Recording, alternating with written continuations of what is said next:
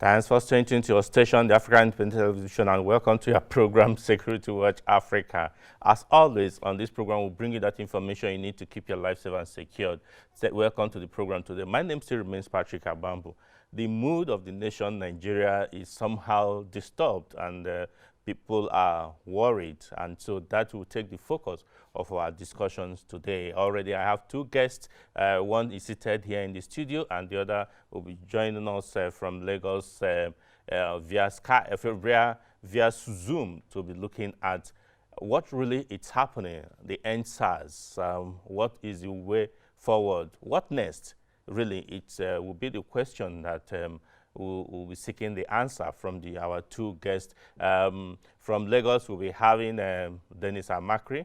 He was with us last week, also looking at the issue about election security. Today, we'll be looking at the issue of EndSARS protest. Dennis Amakri was an assistant director with the Department of State Security, and he is currently a senior member of the ASIS, American Society for Industrial Security. In fact, he's the senior vice president, Region 44, which I also belong to. So he's my boss and in the area of security. So it's our pleasure to have him standing by to contribute on this issue of EndSARS from the security practitioner perspective.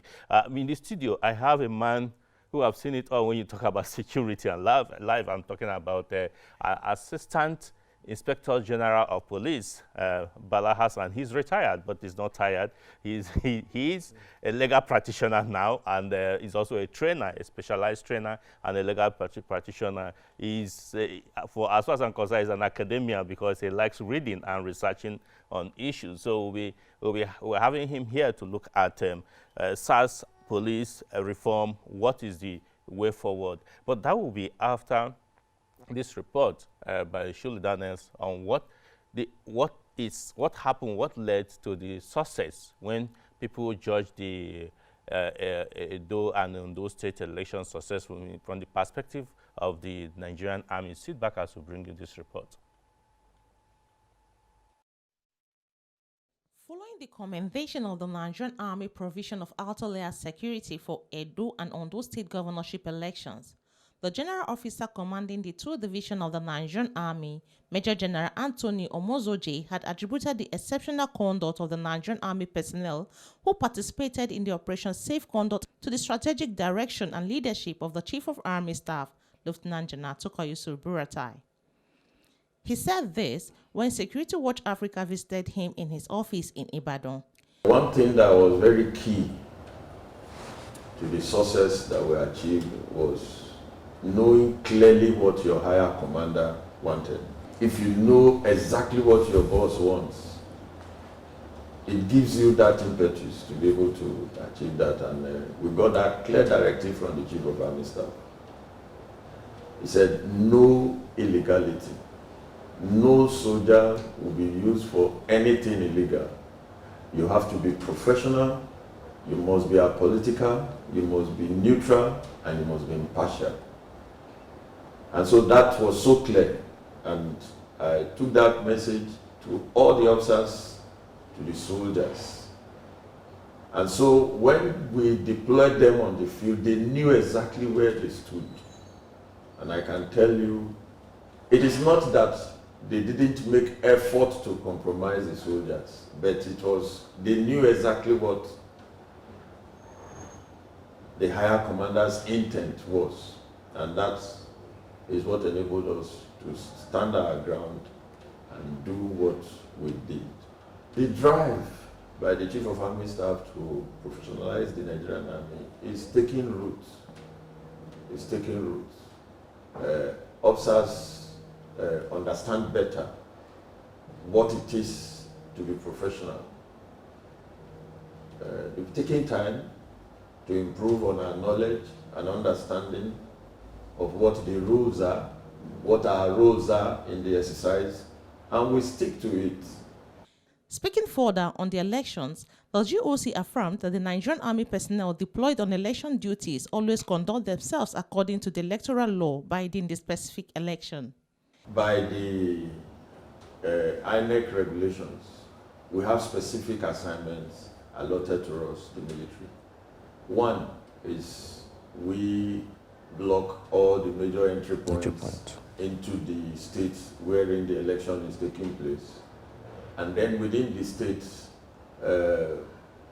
intra-local government boundaries, we hold them because you are supposed to be restricted to where you are voting. You vote there and then you, so no movement across local governments or in or out of the state during the voting process. And so we were deployed at all the major entry points and then within the states. And also, there are certain critical locations where we are deployed. And by the regulation, police is in the inner, then the army holds the outer cordon.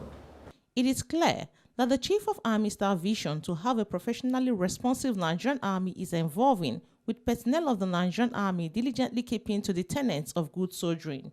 Shirley Daniels, Security Watch Africa, Ibadan. Welcome back. We must commend the Army for that role because people had asked, why should we bring the Army during the election? But I think gradually everything is getting strengthened up and we understand it better. So to our topic today, we actually put up a little intro by Peggy Agbe about to kickstart our discussion. So sit back as we give you this intro by Peggy Agbe.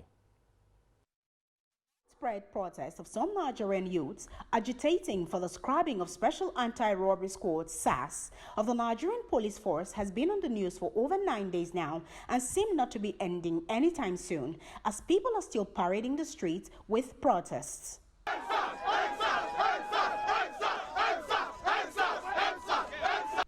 The Special Anti-Robbery Squad (SAS) was created in 1992 to deal with crimes associated with armed robbery, car theft, kidnapping, and all crimes involving firearms.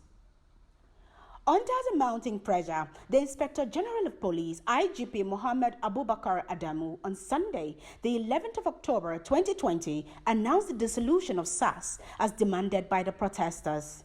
The Special Anti-Robbery Squad of the Nigerian Police, otherwise known as SAS, is hereby dissolved across all formations, the 36 state police commands, and the Federal Capital Territory, where they currently exist.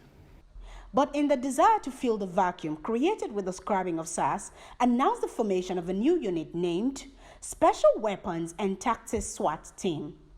IGP Adamu promised that the disbanded SAS personnel will not be a part of the new SWAT team.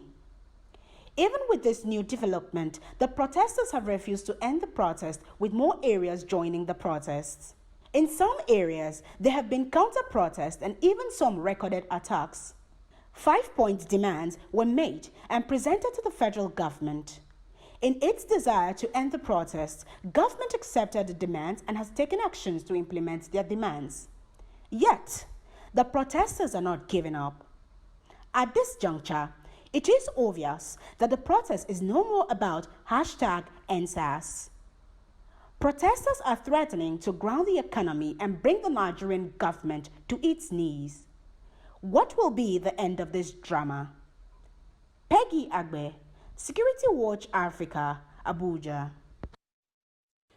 Welcome back. Yes, I think before I come to our studio guest, AIG Bala Hassan, let me go straight to my brother Dennis Amakri, who is already on, waiting for us. Yes, sir. EndSARS campaign have been everywhere, and what is your take first? Let me take from there. What is your take on the EndSARS and where we are now? Well, you know, we have always kept an eye on this particular situation. The call for a reformation of the police had been on for years. People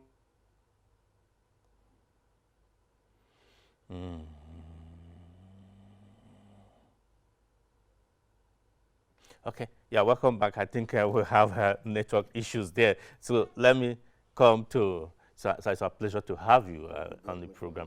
Yes, you're an assistant inspector general of police, retired though. Looking at this NSAS, how do you see it? Well,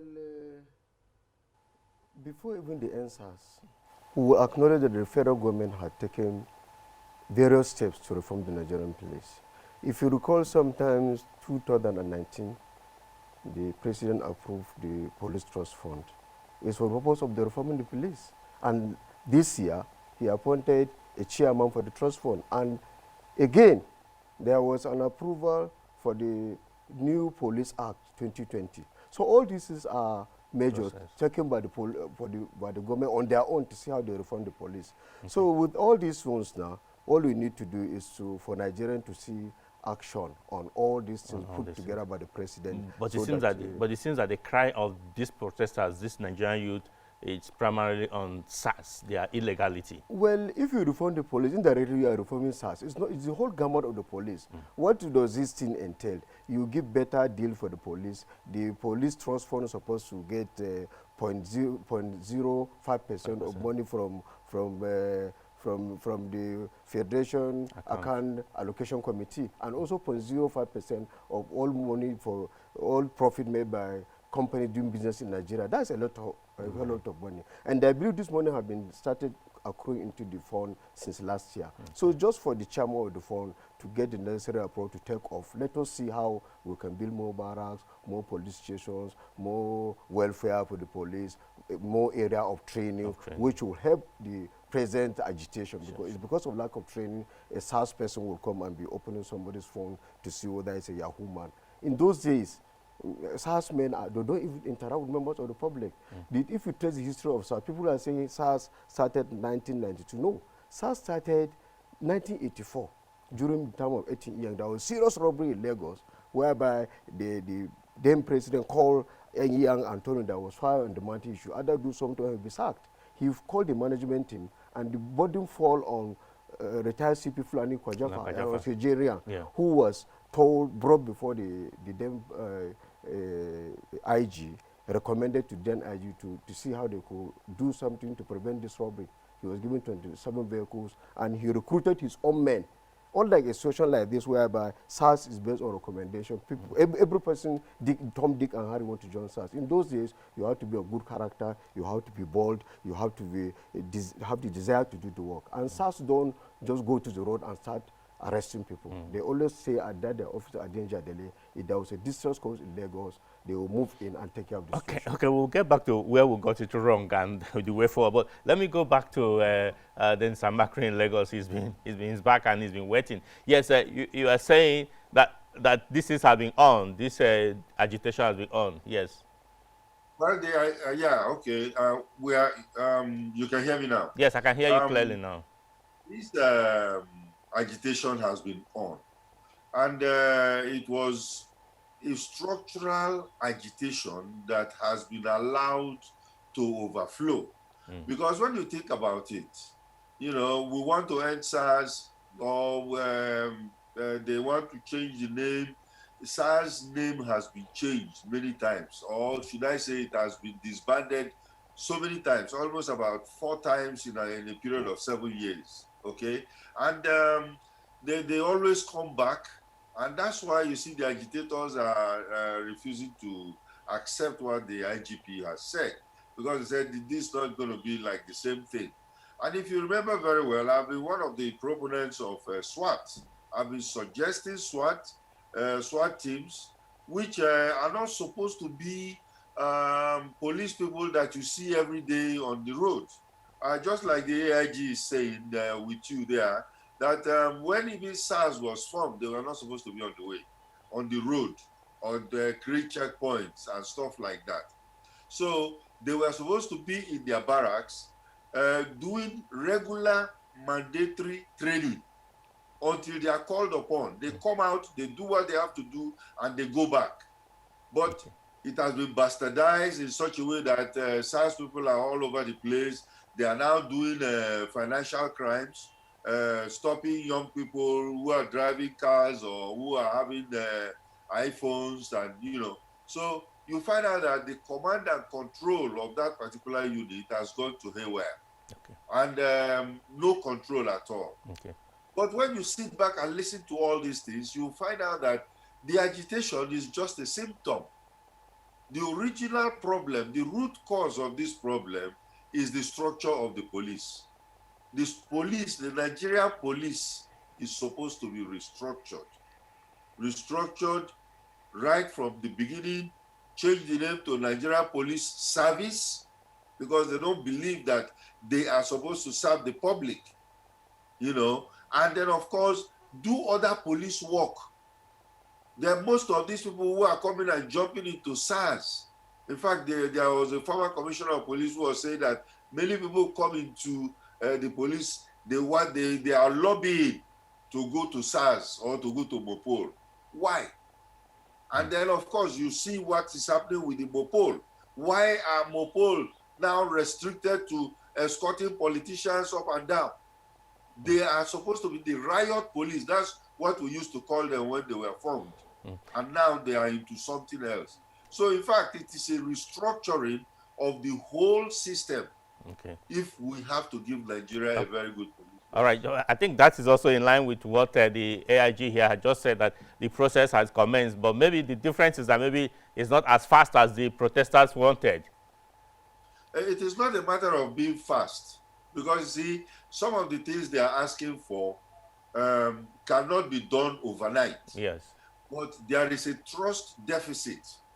People don't trust the police, you know, and then of course it also extends into governance.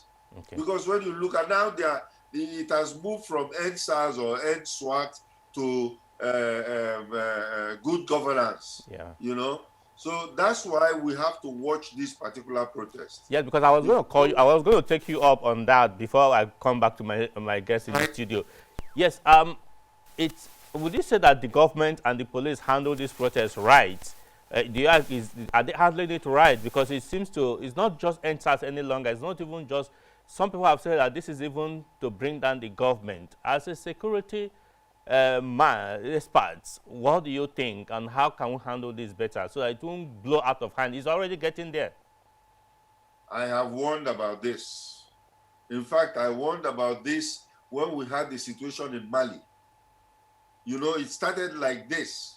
People went to the streets and they were all out there singing for days, I think almost more than a week, before the soldiers came and joined them and then asked the president to resign.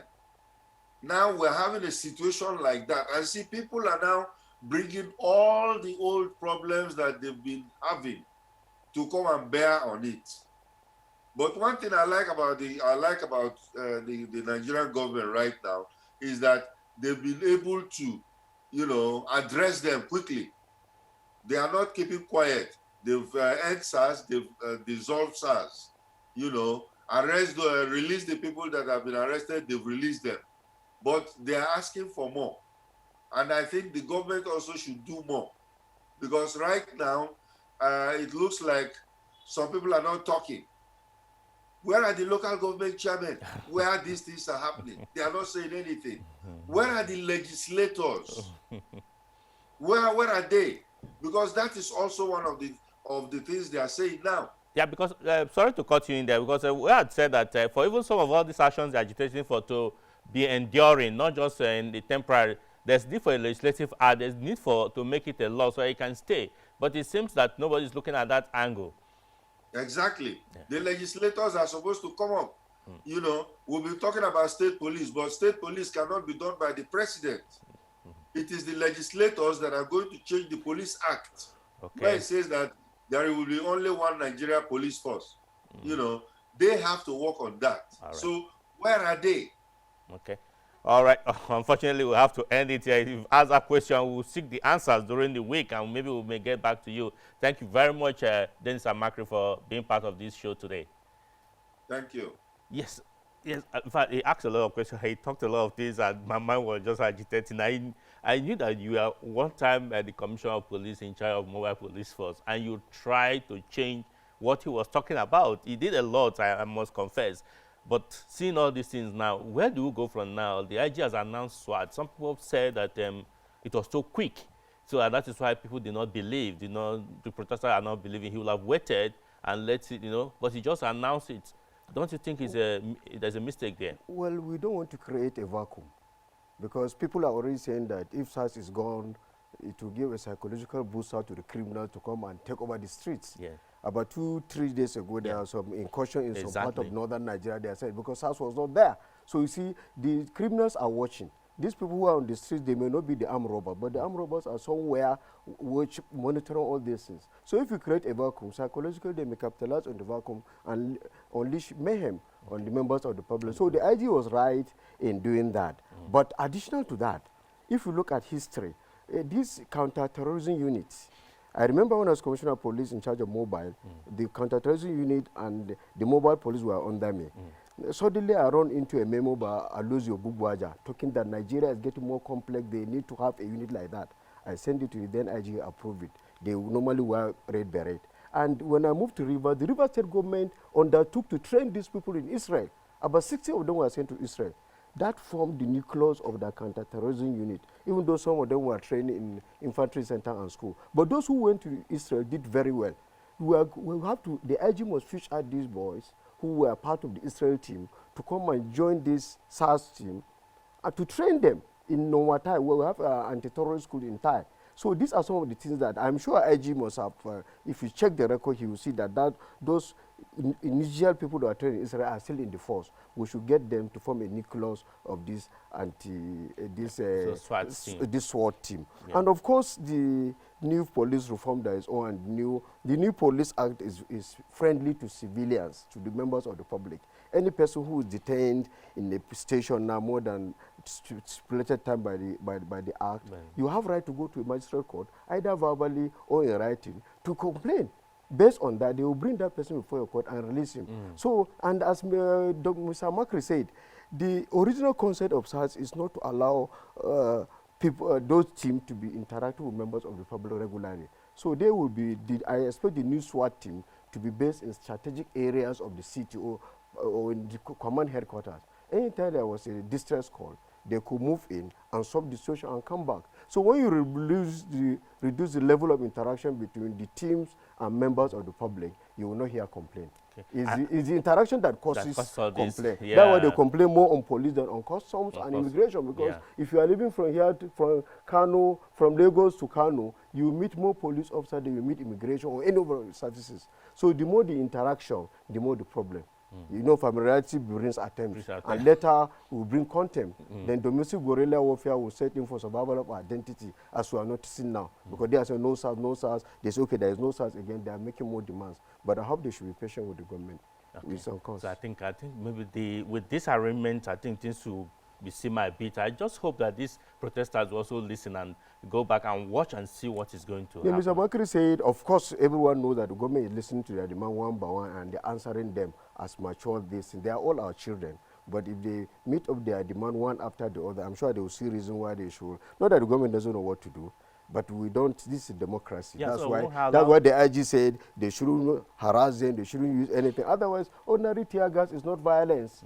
You see, it's no use of force, it's no use of arms. You can use tear gas to tell them to leave, but we don't even reach that level. Through persuasion, I'm sure things will get better. So it won't get out of hand and the military will have to come in. No, we don't want a social like that. In those days when we were young DPOs in Lagos, when something like this happens, we pray for them. When rain comes and falls, all the dome will scatter. But this is a different thing. But I'm sure things will be much better. And I really hope that the police, the government will get involved, because you know this issue very, very well, especially the SWAT team that we're talking about. And so time is not our friend, so we're being asked to leave. But if you're around, or however, maybe next week, if there's any update, we would like to continue with you, because this is a national importance, and they are watching, those in government, those in the authority, they are watching this program to make changes that as you recommend. Thank you very much for your time. Thank you for having me. Thank you, Lau. We really appreciate it. Yeah, that was Assistant Inspector General of Police, Bala Hassan, retired but not tired, a legal practitioner now and a trainer. I'm emphasizing on that trainer issue because he has learned a lot and he's impacting to a lot of people. So it's a pleasure having him, and it's a pleasure having you watch us today. Please do join us again next week so we can bring you another informative edition of this program. Thanks for bye now.